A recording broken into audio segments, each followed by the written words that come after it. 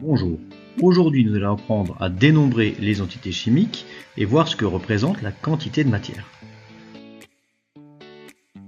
Dans un paquet d'1 kg de riz, il y a plusieurs dizaines de milliers de grains de riz. Alors qu'en est-il du nombre d'atomes ou de molécules? Prenons une lame de cuivre. Cette lame est constituée seulement d'atomes de cuivre. On peut commencer par déterminer sa masse, qui est de 25,4 grammes.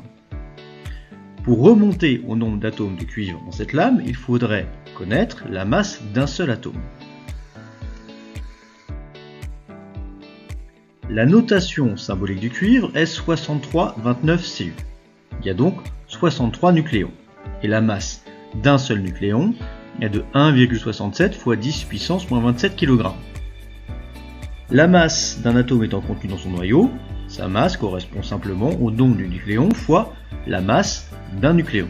Pour le cuivre, on obtient donc 63 fois 1,67 fois 10 puissance moins 27 kg, ce qui fait, en notation scientifique, 1,05 fois 10 puissance moins 25 kg. On a donc la masse de la lame de cuivre qui est égale à 25,4 g. La masse d'un atome de cuivre qui est égale à 1,05 fois 10 puissance moins 25 kg. On peut maintenant déterminer le nombre d'atomes de cuivre dans la lame en divisant la masse de la lame par la masse d'un atome. Il faut bien sûr faire attention à remettre les deux grandeurs dans la même unité. On pourra donc convertir la masse de la lame en kilogrammes en multipliant par 10 puissance moins 3. On peut également, pour simplifier les calculs, faire d'un côté la division de 25,4 par 1,05 et les puissances de 10 à part. 10 puissance moins 3 sur 10 puissance moins 25 va être égal à 10 puissance moins 3 moins 25, soit 10 puissance moins 3 plus 25. On obtient ensuite, en se mettant en notation scientifique, que le nombre d'atomes de cuivre dans la lame est de 2,42 fois 10 puissance 23. Si on l'écrit de manière décimale, on peut se rendre compte que ce nombre est tout simplement gigantesque.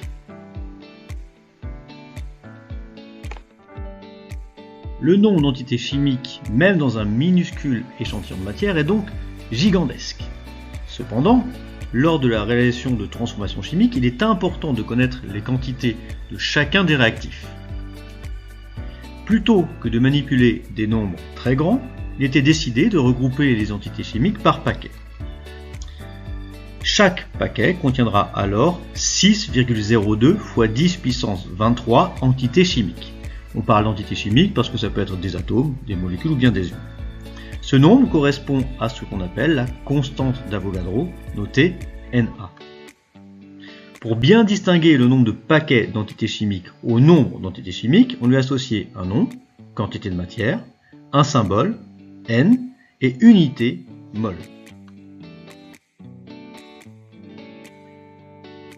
Si l'on veut passer de quantité d'entités chimiques petit n en mol au nombre d'entités chimiques grand N sans unité, on va donc utiliser la constante d'Avogadro. Pour passer du nombre d'entités chimiques à la quantité d'entités chimiques, on divisera par 6,02 fois 10 puissance 23.